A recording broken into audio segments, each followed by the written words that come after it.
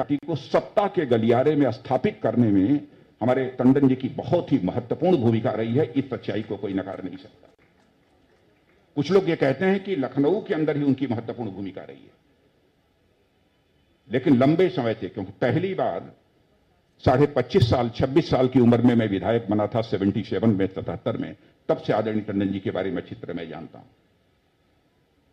तब से उनकी बराबर उत्तर प्रदेश की राजनीति में भूमिका को बहुत ही नजदीक से देखने का अवसर मिला है और समझने का अवसर मिला है।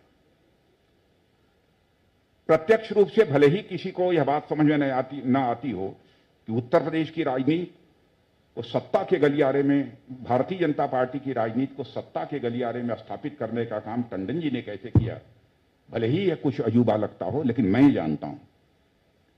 महत्वपूर्ण सुझाव लेने होते थे, चाहे कोई रहा। मैं कहता हूं आदरणीय कल्याण सिंह जी, हम हों, आदरणीय कल्लाद जी हों,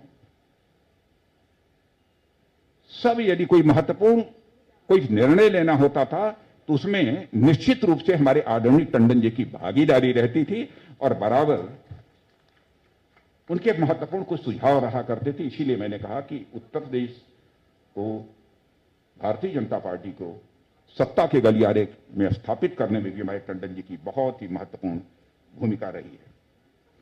विभिन्न पदों पर रहे हैं, उसकी बहुत विस्तार में जाकर चर्चा करने का कोई औचित्य नहीं है, क्योंकि लखनऊ के सभी लोग अच्छी तरह से इस बात को जानते हैं। मैं टंडन जी के बारे में प्रमुख रूप से 4 बातों की मैं चर्चा करना चाहता हूं, जो उनके अंदर विशेष रूप से 4 गुण थे और उनसे जो सीख हम सबको मिलती है वो यही मिलती है। व्यक्ति का चाहे पद कितना ही बड़ा क्यों न हो, व्यक्ति का कद चाहे कितना भी बड़ा क्यों न हो, उसे अपनी जमीन से कभी नहीं करना चाहिए। यह सीखना हो किसी को तो वह टंडन जी से सीख।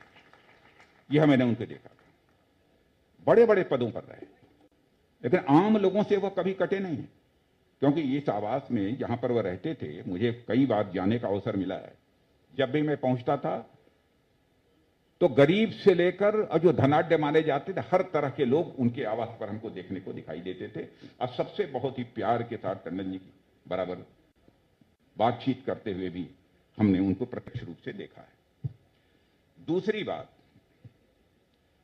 संबंधों का निर्वाह उनके जीवन में हमने देखी। हर दल के व्यक्ति के साथ उनके रिश्ते अच्छे थे।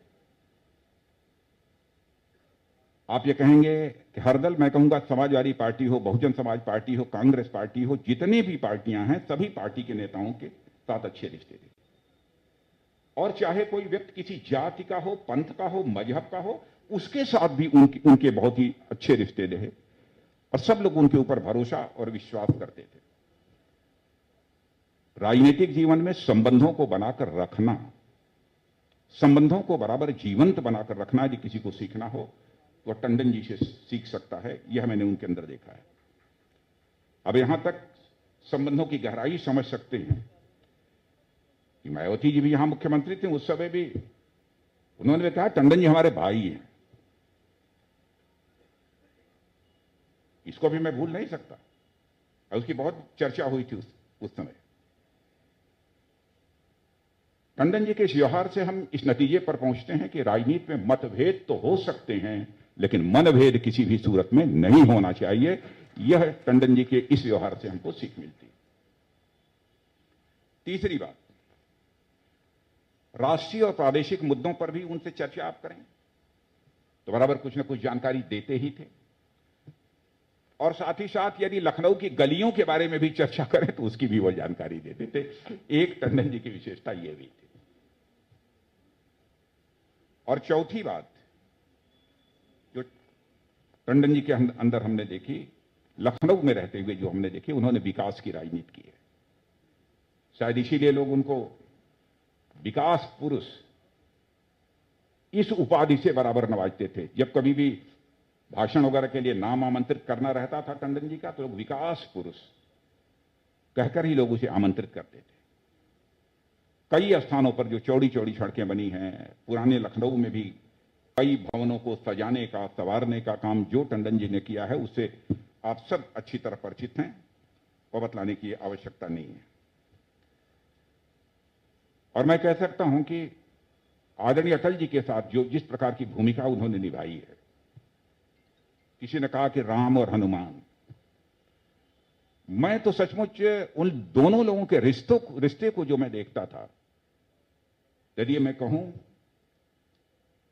क्या अटल बिहारी वाजपेयी जी को मैं श्री राम की भूमिका के में देखता था, तो उस समय लखनऊ के लिए आदरणीय टंडन जी को मैं लखनऊ के लखन की भूमिका में देखता था। यह रिश्ता दोनों था। और अटल जी तो सचमुच उनको बेहद प्यार करते थे, और प्यार ही नहीं करते थे, उन पर वह पूरी तरह से विश्वास भी करते थे। और उनकी सबसे बड़ी मौलिकता थी टंडन जी की, बराबर उनके अंदर सबसे जुड़ने का भाव होता था। इतना ही नहीं, अपनापन देने का भी भाव होता था, और इसके कारण सबका हो जाने का भी भाव उनके अंदर बराबर बना रहता था। यह टंडन जी के व्यक्तित्व की एक सबसे बड़ी विशेषता थी। मुझे एक बार उन्होंने बतलाया था कि तरुण भारत का भी संपादन कभी हमने किया है। मुझे जानकारी नहीं थी, उन्होंने मुझे बतलाया था कि तरुण भारत का भी हमने संपादन किया है, यह अवसर मुझे मिला है। और उसका विमोचन एक अंक का तरुण भारत का यदि किसी ने किया था तो अमृतलाल जी नागर ने किया था उसका विमोचन। और अमृतलाल जी नागर के बारे में कहा जाता था कि वो लखनऊ को एक बहुत समझने वाले और लोगों को समझाने वाले एक ऐसे वह साहित्यकार थे। तो उस पुस्तक के विमोचन, उस तरुण भारत के एक अंक के विमोचन के समय अमृतलाल जी नागर ने यह कहा था कि मैं कह सकता हूं, अभी तक मैं समझता था कि लखनऊ के बारे में मैं ही सबसे अधिक जानता हूं, लेकिन अब मैं कह सकता हूं हमसे ज्यादा यदि कोई जानता है तो टंडन जी जानते हैं। यह बात अमृतलाल जी नागर ने भी उनके बारे में कही थी। एक ऐसा उनका व्यक्तित्व था।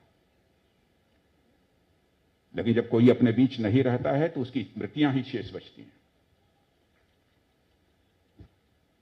और उनकी स्मृतियों का ही स्मरण करके उनके साथ स्वाभाविक रूप से हम सब जुड़ते हैं।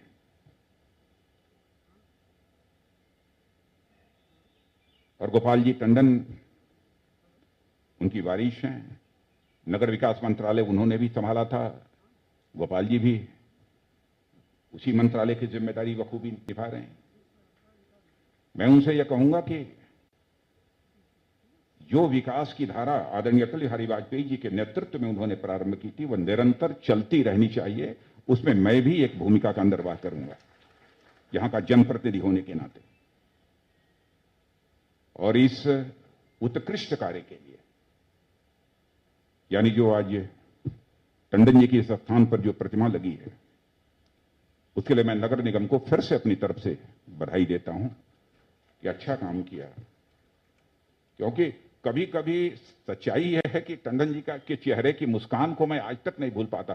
कभी कभी ऐसा होता था उनके जाने के बाद कि लगता था कि उनकी मृत्यु नहीं हुई है, उनका देहावसान नहीं हुआ। लेकिन आज मैं बैठकर यह प्रतिमा देख रहा था तो मैंने कहा कि अब कोई संदेह की गुंजाइश नहीं है, तो मानना ही पड़ेगा कि अब इस धरती पर हमारे टंडन जी नहीं रहे। आज के अवसर पर मैं हृदय की गहराइयों से पूरी श्रद्धा के साथ अपनी श्रद्धांजलि अर्पित करते हुए, और इस कार्य के लिए पुनः एक बार नगर निगम को, यहां की महापौर बहन संयुक्ता जी भाटिया और पूरे सारे अधिकारियों को भी बधाई देते हुए अपना निवेदन समाप्त करता हूं। इदं नमं राष्ट्राय स्वाहा। इस